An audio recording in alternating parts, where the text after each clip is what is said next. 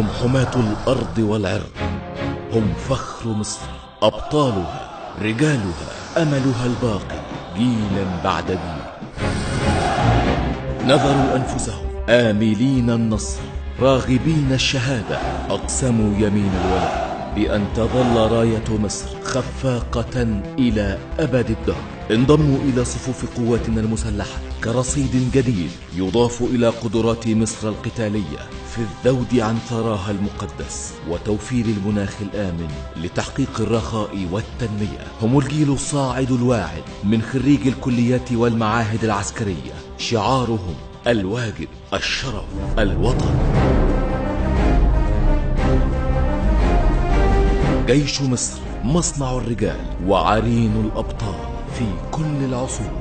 القوات البحرية، وحوش السواحل والمياه الإقليمية، الإرادة المصرية حين تتجلى في أروع صورها. إنهم رجال الشرف والعلم والفداء. القوات الجوية، نسور السماء الحامية لأمن مصر القومي على كافة المحاور الاستراتيجية، نسور تعرف كيف تنقض على أهدافها وتواصل صعودها إلى العلا في سبيل المجد. قوات الدفاع الجوي، حماة السماء القادرين على حماية المجال الجوي المصري ضد أي اختراق خارجي مهما علا شأنه أو تعاظمت قدراته أو تنوعت طائراته.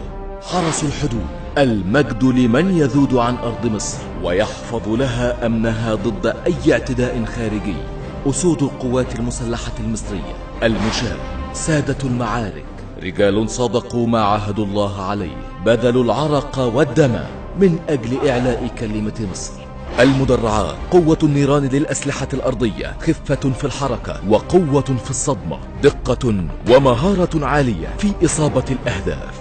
شعارهم النصر أو الشهادة. المدفعية، ملحمة مصرية خالدة، حكمة عسكرية متوارثة عبر الأجيال، طراز فريد من الانضباط والدقة. الاستطلاع، عيون لا تنام وعقول تجمع وتحلل المعلومات، رادارات بشرية تتنبأ بالخطر وتجيد قراءة المستقبل لتحمي أمن مصر وشعبها. الصاعقة، رجال المهام المستحيلة، رأس الحربة الضاربة في قلب العدو. إنهم رجال التضحية والفداء والمجد.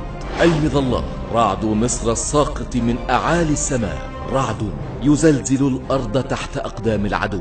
المهندسون العسكريون، يد تبني وأخرى تحمل السلاح، رجال فوق العادة يعرفون كيف ينفذون أهدافهم وكيف يسبقون الزمن. هيئة الإمداد والتموين، نهر العطاء المتدفق بلا انقطاع، منظومة متكاملة ورجال يواصلون العمل ليل نهار. الإشارة، لغة خاصة للتواصل ورموز تربط جميع عناصر القوات المسلحة، إنها عصب المعركة. الحرب الكيميائية، مجموعة من المعادلات الخطرة والحسابات الدقيقة لصنع مستقبل الأمم ومجابهة أشد الأسلحة فتكا. الحرب الإلكترونية، حرب غير مرئية لا يتوقعها العدو، رصد مستمر عبر الأثير، إجراءات إلكترونية معقدة وسيطرة تامة برا وبحرا وجوا.